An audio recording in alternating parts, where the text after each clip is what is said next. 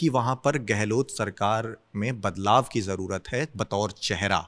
कि अब समय आ गया है जब सचिन पायलट जी को मुख्यमंत्री बना दिया जाए। राजस्थान की जनता की जो भावनाएं हैं वो सचिन पायलट जी को मुख्यमंत्री देखना चाहते हैं। वो अशोक गहलोत जी चीफ मिनिस्टर थे, उनके नेतृत्व में चुनाव हुआ 2013 में, हम बुरी तरह हारे। हक तो बनता था सचिन पायलट का मुख्यमंत्री बनने का। तो क्या कांग्रेस कहीं दो विचारधारा की ओर बढ़ती जा रही है? सचिन पायलट भी महात्मा गांधी की तस्वीर लगा के अनशन कर रहे हैं। कांग्रेस से प्रधानमंत्री का चेहरा कौन? कि अगर प्रियंका जी को चेहरा बनाया जाएगा तो नरेंद्र मोदी को एक जबरदस्त टक्कर दे पाएंगे हम लोग। तो कांग्रेस खेमे की ओर से बीते रोज वजूद में आए दो अहम मुद्दे। पहला, राहुल गांधी की लोकसभा से सदस्यता चले जाना। उसके ठीक कुछ दिनों बाद एक और बड़ा प्रक्रम वजूद में आना, राजस्थान से सचिन पायलट का कथित तौर पर अपनी ही सरकार के खिलाफ अनशन कि पिछली सरकार में जो घोटाले हुए वो गहलोत सरकार की ओर से उनकी जांच नहीं की गई, और इसी मांग को लेकर अब वो अनशन पर हैं। हमारे साथ कांग्रेस के दिग्गज नेता आचार्य प्रमोद कृष्णम जी हैं, जिन्होंने कुछ रोज पहले ये समर्थन भी कर दिया था कि सचिन पायलट को मुख्यमंत्री के चेहरे के तौर पर प्रोजेक्ट किया जाना चाहिए। तो उनसे ही इन तमाम मसलों को लेकर बात करेंगे। बहुत स्वागत है आपका आचार्य जी TV9 पर। थैंक यू प्रियांक जी। तो पहला सवाल आपसे सबसे पहला ये कि क्या सचिन पायलट गहलोत सरकार के खिलाफ हैं? बिल्कुल नहीं। सचिन पायलट जी का जो अनशन है वो सरकार के खिलाफ थोड़ा ही है। बीजेपी की सरकार में जो घोटाले हुए, वसुंधरा राजे की सरकार में जो हजारों करोड़ रुपए के घोटाले हैं, उनके खिलाफ जांच होनी चाहिए थी। ये बात सचिन पायलट ने कही है। और सचिन पायलट ने ये भी बात कही है कि जब 2013 से 2018 तक वसुंधरा जी की सरकार थी तो वसुंधरा जी की सरकार के खिलाफ जो पब्लिक मीटिंग्स होती थीं, जो प्रेस कॉन्फ्रेंसेज होती थीं, जो बयान दिए जाते थे, जिसमें सचिन पायलट और अशोक गहलोत जी दोनों कई मंचों पर साथ थे। दोनों ने ये विषय उठाया था कि जब कांग्रेस की सरकार बनेगी तो वसुंधरा राजे सरकार के घोटालों की जांच कराई जाएगी।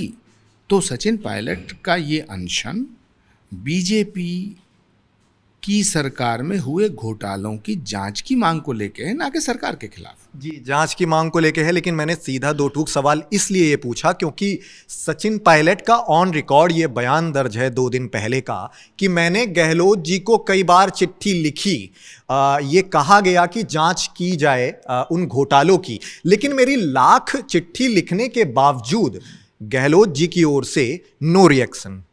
नहीं, तो अगर भ्रष्टाचार की जांच कराने की मांग कोई व्यक्ति करता है तो वो गलत कैसे हो गया? भ्रष्टाचार की जांच अगर कोई नहीं कराता है तो सवाल तो उस पर उठता है। जी, तो सवाल तो यही उठ रहा है कि क्या गहलोत सरकार की ओर से कहीं चूक हो गई कुछ?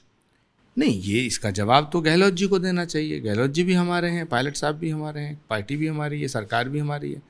तो सचिन पायलट अगर बात कह रहे हैं कि भाई भ्रष्टाचार की जांच होनी चाहिए, मतलब इसमें तो कोई, ये तो क्रिस्टल क्लियर है, कोई रॉकेट साइंस लगाने की ज़रूरत नहीं है।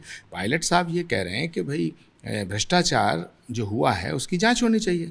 तो सरकार ने जांच अगर नहीं कराई तो सरकार जांच बैठा दे, क्या दिक्कत क्या है? क्या देखिए, पूरे देश में भ्रष्टाचार के खिलाफ, अडानी के खिलाफ कांग्रेस लड़ाई लड़ रही है। राहुल गांधी जी ने पूरा एक युद्ध छेड़ा हुआ है कि भाई अडानी के खिलाफ जो अडानी जो भ्रष्टाचार कर रहे हैं, मोदी जी के साथ मिलकर जो भ्रष्टाचार हो रहा है, तो हम उसके खिलाफ लड़ाई लड़ रहे हैं। पूरे देश में कांग्रेस पार्टी भ्रष्टाचार के खिलाफ है, कांग्रेस पार्टी बीजेपी के भ्रष्टाचार के खिलाफ लड़ाई लड़ रही है, लेकिन राजस्थान में हम बीजेपी के भ्रष्टाचार के खिलाफ जांच नहीं करा रहे। तो ये तो बड़ा अजीब सी बात है ना। जी, आपके वक्तव्य में एक सवाल मैं एक और ऐड ऑन करता हूं इसी से जुड़ा हुआ। आपने लगभग 10 महीने पहले एक बयान दिया था, अपनी राय दी थी कि बतौर मुख्यमंत्री चेहरा सचिन पायलट जी को प्रोजेक्ट अप किया जाना चाहिए। तो क्या आपको लगता है कि वहां पर गहलोत सरकार में बदलाव की ज़रूरत है बतौर चेहरा? कुछ कमी रह गई वहां पे? को आपका व्यक्तिगत नज़रिया में जानना नहीं, मैंने ये नहीं कहा था कि उनको चेहरे के रूप में प्रोजेक्ट किया जाए। मैंने तो कहा था कि अब समय आ गया है जब सचिन पायलट जी को मुख्यमंत्री बना दिया जाए। तो क्योंकि राजस्थान की जनता की जो भावनाएं हैं वो सचिन पायलट जी को मुख्यमंत्री देखना चाहते हैं, ऐसा मैंने कहा था। क्योंकि जब 2013 में हम कांग्रेस पार्टी चुनाव हारी थी तो अशोक जी चीफ मिनिस्टर थे, तो अशोक गहलोत जी चीफ मिनिस्टर थे, उनके नेतृत्व में चुनाव हुआ। 2013 में हम बुरी तरह हारे, हमारी लगभग 20-21 सीटें आई थीं। तो वो 20-21 सीटों के आने के बाद सचिन पायलट जी को वहाँ के नेतृत्व सौंपा गया, वहाँ की कमान सौंपी गई राहुल जी द्वारा। उसके बाद 18 में सरकार बनी, तो हक तो बनता था सचिन पायलट का मुख्यमंत्री बनने का, लेकिन उनको नहीं बनाया गया, उनके साथ नाइंसाफ़ी हुई। मगर मैं यहाँ फिर कहना चाहता हूँ कि ये जो अनशन है ये इसलिए नहीं है कि तुमने मुझे मुख्यमंत्री नहीं बनाया, ये पार्टी की अंदरूनी बातें हैं, कांग्रेस नेतृत्व इससे वाकिफ़ है, ना हम किसी पर आरोप लगा रहे हैं। मैं तो सिर्फ इतना कह रहा हूँ कि सचिन पायलट एक मांग रख रहे हैं कि वसुंधरा राजे के राज्य में जो भ्रष्टाचार हुआ उसकी जांच होनी चाहिए। तो इसमें कौन सा वो गुनाह कर रहे हैं? जी, जांच होनी चाहिए, उन्होंने मांग रख दी, लेकिन उसी के ठीक बाद उनकी इस मांग को लेके जब मीडिया में चर्चाएं चली कि वो अनशन करने आज से शुरू करने जा रहे हैं, उसी दौरान जयराम रमेश जी का एक बयान सामने आता है। वो कहते हैं कि केंद्र जो राज्य में मुख्यमंत्री का चेहरा है वो गहलोत जी ही हैं और आने वाले चुनावों में हम उसी चेहरे के बल पर आगे चुनाव लड़ने जा रहे हैं, वही प्रमुख चेहरा है। तो क्या इसे सचिन पायलट को चेतावनी के तौर पर देखा जाए आला कमान की ओर से? देखिए, कांग्रेस पार्टी क्या फैसला लेती है ये तो कांग्रेस नेतृत्व को सोचना है। कांग्रेस पार्टी अगर ये फैसला लेती है कि अशोक जी के नेतृत्व में चुनाव होगा तो कोई बात नहीं, लेकिन अपनी राय रखने का तो सबको अधिकार है। क्या कांग्रेस पार्टी का नेतृत्व ये कह सकता है या कांग्रेस पार्टी के नेता ये बोल सकते हैं कि बीजेपी के राज में जो भ्रष्टाचार हुआ है उसकी जांच ना कराई जाए? कांग्रेस पार्टी पूरे देश में भ्रष्टाचार के खिलाफ है और राजस्थान में बीजेपी के भ्रष्टाचार के साथ है, ये कैसे हो सकता है? तो सचिन पायलट को मुख्यमंत्री बनाना ना बनाना, उनका मुख्यमंत्री होना ना होना, ये एक अलग विषय है। लेकिन वसुंधरा राजे की सरकार में जो भ्रष्टाचार हुआ है उसकी जांच ना कराना, ये तो अलग विषय है। तो सचिन पायलट का अनशन भ्रष्टाचार के खिलाफ है, अशोक गहलोत जी के खिलाफ नहीं है। जी, कुल मिलाकर जांच होनी चाहिए। और आचार्य जी, आपने चूंकि बताया कि आप थोड़ा बिजी शेड्यूल है, आपको निकलना भी है, मैं छोटे छोटे सवाल जल्दी कोशिश करता हूं कि ख़त्म करूं। कि सबसे पहला सवाल तो ये आप बताइए कि क्या इस तरह का ये जो प्रक्रम हो रहा है तो क्या कांग्रेस कहीं दो विचारधारा की ओर बढ़ती जा रही है? एक संक्षिप्त नज़रिया आपका। देखिए, हर पार्टी में अलग अलग मत होते हैं, तो वो कोई कांग्रेस में भी अलग अलग तरह के मत हैं, लेकिन जहाँ पार्टी लाइन होती है, पार्टी एक फैसला ले लेती है, सब उसके साथ चलते हैं। जी, और आपके विरोधी, आपके विपक्षी इस तरह की बात कर रहे हैं कि अब आचार्य जी जो हैं वो सचिन पायलट खेमे की ओर हैं, उनके समर्थन में हैं। तो आप क्या कहना चाहेंगे? मैं तो इस देश के साथ हूँ, कांग्रेस के साथ हूँ, महात्मा गांधी की आइडियोलॉजी के साथ हूँ। सचिन पायलट भी महात्मा गांधी की तस्वीर लगा के अनशन कर रहे हैं। कांग्रेस पार्टी में इनर डेमोक्रेसी है, आंतरिक लोकतंत्र है। कांग्रेस पार्टी और बीजेपी में ये बुनियादी फ़र्क है।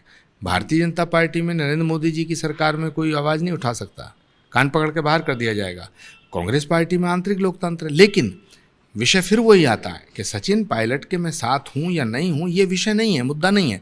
मुद्दा है कि भ्रष्टाचार के खिलाफ जांच होनी चाहिए या नहीं होनी चाहिए, ये मुद्दा है। तो सचिन पायलट का जो अनशन है वो बिल्कुल पार्टी विरोधी नहीं कहा जा सकता है। वो कांग्रेस पार्टी के विरोध में या कांग्रेस पार्टी के खिलाफ, मुझे नहीं लगता कि ये कहना ठीक होगा। जी, कुल मिलाकर जांच होनी चाहिए भ्रष्टाचार से जुड़ी। एक प्रक्रम बीते रोज और वजूद में आया, राहुल गांधी की लोकसभा से सदस्यता चली गई। अब इस तरह के सवाल उठने लगे हैं कि कांग्रेस से प्रधानमंत्री का चेहरा कौन? आपका नजरिया क्या कहता है? देखिए, कांग्रेस में प्रधानमंत्री पद के बहुत उम्मीदवार हैं, लेकिन प्रधानमंत्री पद का उम्मीदवार वो होना चाहिए जो सर्वाधिक लोकप्रिय हो, जिसकी पॉपुलैरिटी हो, जिसकी एक्सेप्टेबिलिटी हो जनता में, जिसकी क्रेडिबिलिटी हो। तो सबसे लोकप्रिय चेहरा तो कांग्रेस में प्रियंका गांधी जी का है। जी, प्रियंका गांधी के अलावा आपको लगता नहीं है कि अभी कोई उतना लोकप्रिय है कांग्रेस के अंदर? नहीं, आपको लगता है कि प्रियंका गांधी जी से ज़्यादा लोकप्रिय चेहरा कोई है? कांग्रेस की बात छोड़िए, पूरे विपक्ष में उनसे ज़्यादा लोकप्रिय चेहरा किसी का नहीं। इसमें एक छोटी सी बात और समझना चाहूँगा कि लोकप्रियता के साथ साथ अनुभव और कार्यशैली, तमाम चीज़ें देखने के बाद एक बड़े पद को आसीन करने के योग्य समझा जाता है। तो इसमें क्या प्रियंका गांधी फिट बैठेंगी? नहीं, जब नरेंद्र मोदी जी गुजरात के मुख्यमंत्री बनाए गए थे तो उससे पहले वो विधायक भी नहीं थे, एमएलसी भी नहीं थे, मिनिस्टर भी नहीं रहे। अभी हिमाचल प्रदेश में हमारे चीफ मिनिस्टर हुए सुक्खू जी, वो कभी मिनिस्टर नहीं रहे। तो ये कोई विषय नहीं होता है आज के दौर में, ये सब मुझे नहीं लगता प्रासंगिक है। प्रियंका गांधी जी सबसे लोकप्रिय चेहरा हैं जनता के दृष्टिकोण से, तो मुझे लगता है कि बाकी तो पार्टी फैसला लेगी, उसमें मैं अपनी राय तो जाहिर कर सकता हूँ, मैंने अपनी राय बता दी आपको। जी, प्रियंका गांधी उस मापदंड पे आपको लगता है फिट बैठेंगी, लेकिन यूपी में प्रभारी बनाई गई जब वो, तो उन्होंने 2 चुनाव में अलग अलग उनको हार का सामना करना पड़ा। तो अब वो केंद्र में जाएंगी तो लोग इस तरह की बात कर रहे हैं, जब यूपी में अगर नहीं सफल हो पाई तो केंद्र एक बड़ी जिम्मेदारी हो जाएगी प्रियंका गांधी के लिए। देश की आज़ादी के बाद 40 साल तक बीजेपी हारती रही, तो एक चुनाव हारने से नहीं तय किया जा सकता ना। अटल बिहारी वाजपेयी जी ग्वालियर से 1984 में चुनाव हार गए थे, ज्योतिरादित्य सिंधिया जी के पिताजी थे माधवराव सिंधिया जी, उनसे। तो क्या अटल बिहारी वाजपेयी जी को राजनीति छोड़ देनी चाहिए थी? वो फिर बाद में प्राइम मिनिस्टर बने। तो प्रियंका जी तो अभी ना चुनाव लड़ी हैं, ना प्रियंका जी अभी उत्तर प्रदेश का चेहरा थी, ना वो चीफ मिनिस्टरियल कैंडिडेट थी।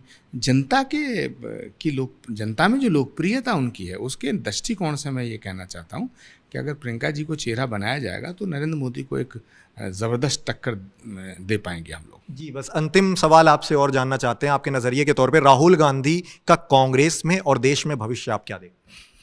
ये लोकसभा की सदस्यता खत्म होने का मतलब ये नहीं है ना कि राहुल गांधी जी खत्म हो गए हैं या सियासत खत्म हो गई है। हर मुसीबत के बाद, हर रात के बाद दिन निकलता है, सूरज निकलेगा, सूर्योदय होगा, फिर सूरज चढ़ेगा, दिन चमकेगा।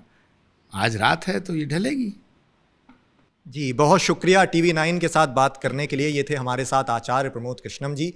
हमारी शुभकामनाएं उनके व्यक्तिगत पहल के साथ हैं। हम उम्मीद करते हैं कि उनकी सारी व्यक्तिगत पहल समाज हित में होंगी। बहुत शुक्रिया। मैं प्रियंक वाजपेयी, टीवी 9 भारतवर्ष।